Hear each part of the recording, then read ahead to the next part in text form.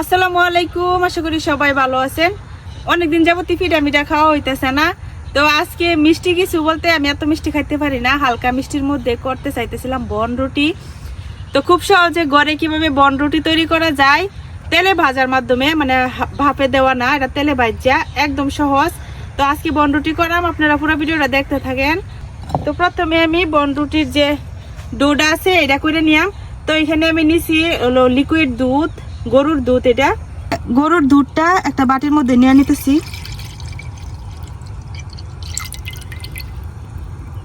এখন গরুর দুধের সাথে দিয়ে দিতেছি পাউডার দুধ। তো এখানে আমি 2 চামচ, এই চামচ দিয়ে 2 চামচ পাউডার দুধ দিলাম। তো এই যে 2 চামচ পাউডার দুধ দিয়ে দিলাম।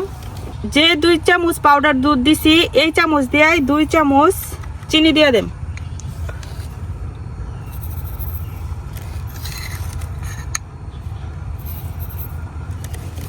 দিয়ে দিতেছি সামান্য পরিমাণ লবণ। এখন দিয়ে দেম আমি ইস্ট। তো এখানে ইস্ট নিয়ে নিছি, তো আমি এই ছোট চামচ দিয়ে মাইপা ইস্ট দিয়ে দেম। তো যেখানে 1 চামচ পরিমাণ ইস্ট, অল্প একটু সয়াবিন তেল। এখন দুধের মধ্যে আমি যা যা মিশাইছি এগুলারে একটু ভালো করে মিশাই নি আমাকে।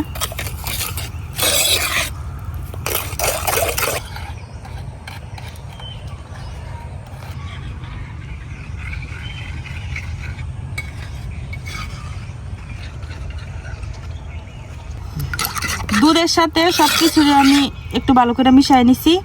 এখন দিয়ে দেব ময়দা।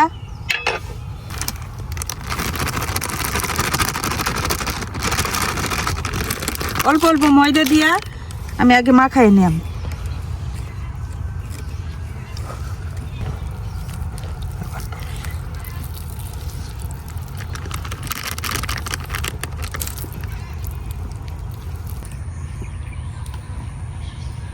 নর্মাল যে রুটি পরোটার ডো আমরা বানাই একটু সফট করে, ওই রকমই হইব।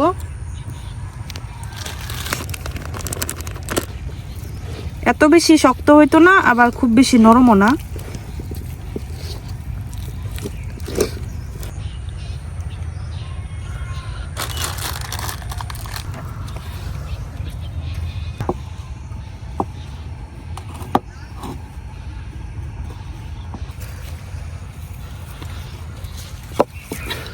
এই যে আমি এরকম সফট একটা ডো বানাই নিছি। এখন এই ডোটারে আমি কমপক্ষে 1 ঘন্টা ডাইকা রেখে দেম গরম জায়গায়, মানে যে যে জায়গায় রোদ পড়ে এই জায়গার মধ্যে রেখে দেম, যাতে বাতাস না ঢুকে। এইভাবে আমি ডাইকা এই রোদ্রের মধ্যে রেখে দিলাম কমপক্ষে 1 ঘন্টা। তো প্রায় 1 ঘন্টার মতো হয়ে গেছে। এখন আমি ডোটা খুলে দেখি কি অবস্থা। এই যে ডোটা কিন্তু অনেকটাই ফুলে গেছে। এই যে এখন আমি এটারে আবার একটু মাখাই নিলাম। আরো বেশিক্ষণ যদি রাখতে পারতাম তাহলে আরো ফুলতো, কিন্তু এখন আমি বেশিক্ষণ রাখছি না, কারণ একটু পরে আবারও একটু রেস্টে রাখা লাগবো।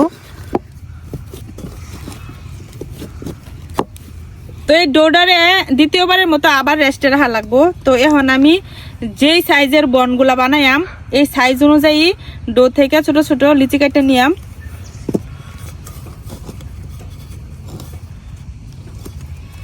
এই যে এরকম ছোট ছোট করে একটা প্লেটের মধ্যে আগে আমি তেল মাখাই নিছি, এখন এভাবে রেখে দিয়াম।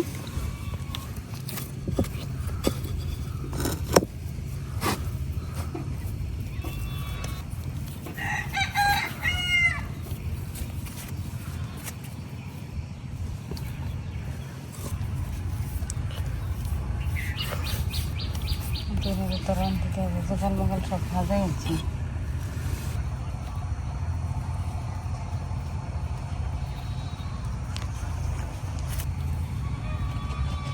এখন আবার আমি এই ডোগুলারে ডাইকা রেস্টে রেখে দিলাম। তো এই বাটিটা দিয়ে এটা ডাইকা দিলাম, আর এই বাটি দিয়ে এটা ডাইকা দিলাম। তো এইভাবে আরো 20 থেকে 30 মিনিটের মতো রেস্টে রেখে দিলাম।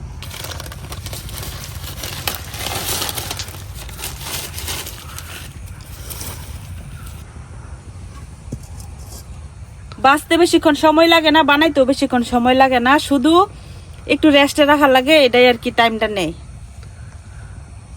বনগুলা বাজার জন্য কড়াই এখন দিয়ে দিতেছি তেল।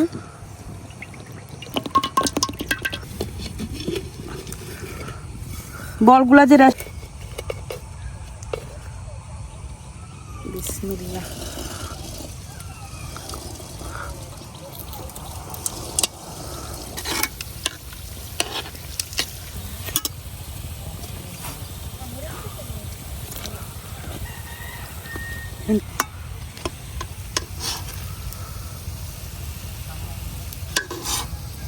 প্রথম যে দুইটা বন দিছিলাম এটি ভাজা হয়ে গেছে, আমি এরকম একটু লাল কালার করে ভাজা নিছি।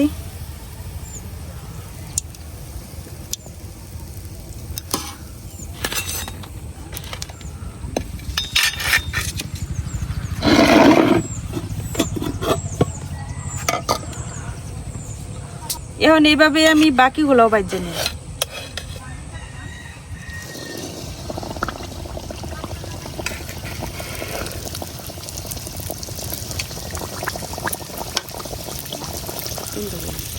আর 2-3টা দিন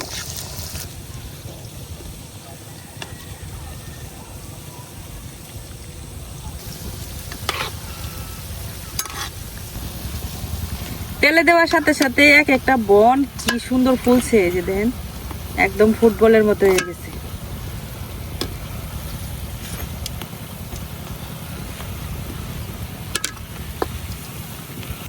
এই বনগুলাও কিন্তু আমি লাল লাল করে ভাজে নিছি। তো এগুলাও হয়ে গেছে। বনগুলা ভাজতে বেশিক্ষণ সময় লাগে না।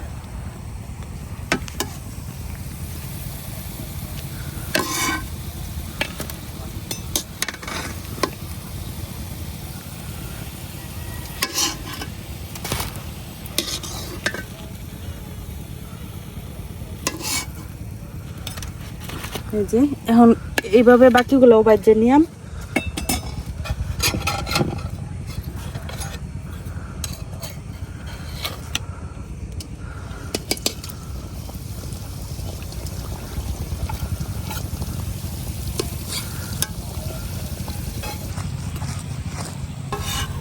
এই বনগুলো হয়ে গেছে, এটি উঠাই নিলাম।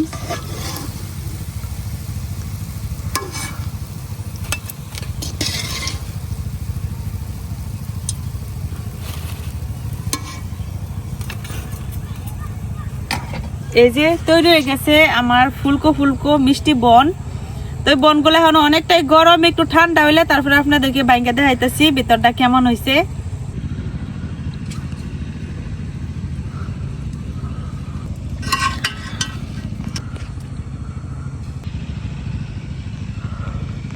বনগুলা এখন অনেকটাই ঠান্ডা হয়ে গেছে।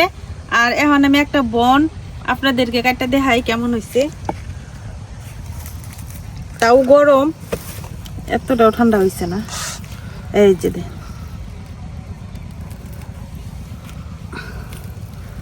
এই যে ভিতরটা। আমরা এদিকে আবার এটারে বলে মালপোয়া। তো আপনারা তো অনেকেই মালপোয়া বলতে চিনেন, যে ওই যে তেলের পিঠা যেটা ওইটা। এগুলা হইতেছে বেশিরভাগ সময় চায়ের দোকানে বিক্রি করে। তো এই যে মালপোয়া হয়ে গেল, কি সুন্দর বন বা মালপোয়া যেটাই বলেন। উপরেরটা একদম ক্রিস্পি আর ভিতরটা দেখেন কি সুন্দর। এই যে অনেক মজা হয় এগুলা খাইতে। যদিও এখানে চিনির পরিমাণ খুব কম দেওয়া হয়, তারপরেও কিন্তু যথেষ্ট মিষ্টি, কারণ গুঁড়া দুধ দিছি, লিকুইড দুধ দিছি। তো অনেক মজার কিন্তু এই বনগুলা। বাজারতে আমরা এই বন্ডি 15টি কিনে খাই, ঘরে খুব সহজেই বানায় এলাম যা, তখন তো ঘরেই বানায় খাইয়াম।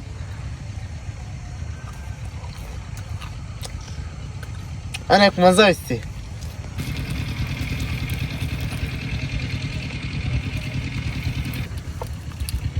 একদম দোকানের মতো মজা হচ্ছে।